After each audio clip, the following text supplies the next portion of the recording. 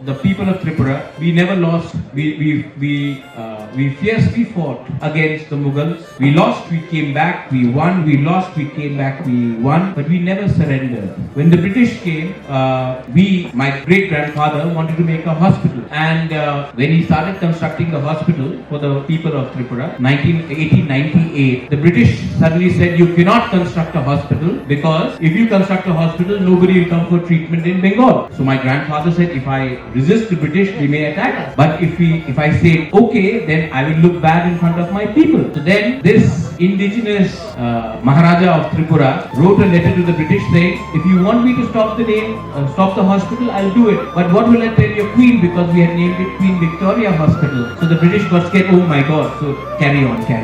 So that was diplomacy then.